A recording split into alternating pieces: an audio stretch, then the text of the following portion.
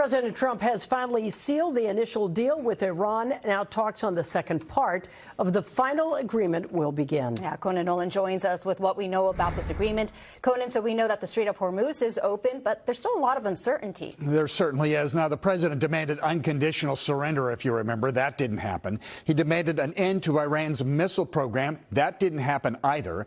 And he demanded their so-called nuclear dust be destroyed, and that apparently is staying in Iran. And they are getting a lot of money. For the president, this has been a difficult agreement to defend. On Capitol Hill, the reviews are in, and they aren't good, not even from members of the president's own party. Iran's left stronger. We are left weaker. Our allies are left weaker. I do not think we should be sending money to the Ayatollah. I'm afraid we'll look back on this and see a missed opportunity to basically eliminate the threat. Also unpopular, the $300 billion for economic investment in Iran. This from the Republican chair of the Senate Armed Services Committee, Roger Wicker. Though not funded by taxpayers, it would make Iran's payment under President Obama's 2015 deal look like a pittance by comparison. I think the president's peace plan in Iran is already bearing real fruits for the American people. Defending the agreement today, Vice President J.D. Vance, who says much of it is aspirational and that Iran must comply with demands by the U.S. to end its nuclear program in negotiations over the next 60 days. But even before that, the U.S. has agreed to end its blockade, terminate sanctions, allow Iran to sell its oil on the open market, and release Iran's frozen assets in exchange for the opening of the Strait of Hormuz and a possible end to Iran's nuclear ambitions. Isn't it worth seeing whether this incredibly weakened position that the president of the United States has put the Iranians under, whether that motivates them to change their behavior? Among those with severe doubts, Israel, which was boxed out of peace negotiations. High-level members of the Israeli government have condemned the agreement as making Iran stronger than it was prior to the war,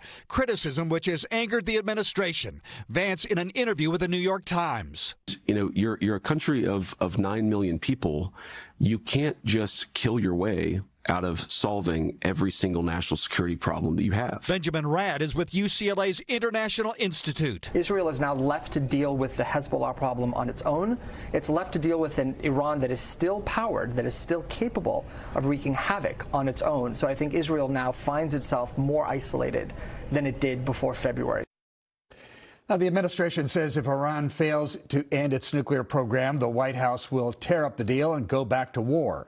But there are plenty in Washington who believe with oil prices expected to go down before the midterm elections, another effort at that conflict appears, well, unlikely. And so there it is. What happens over the next 60 days is critical. The Iranians, I think, believe they have the upper hand because in a debate like in a conflict like this, who is able to sustain the most harm?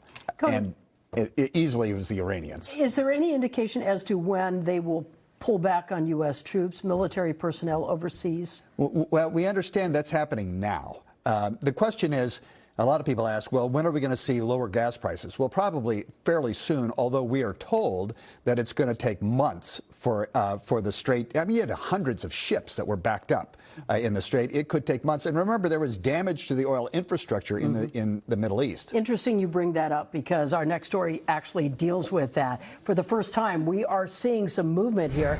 The national average price of gas for a gallon of regular dropped below the $4 mark. Just a month ago, it was $4.52, about a little bit more than a 50-cent difference. Here in California, the average, though, still a lot higher, $5.64, a drop from $6.15 a month ago.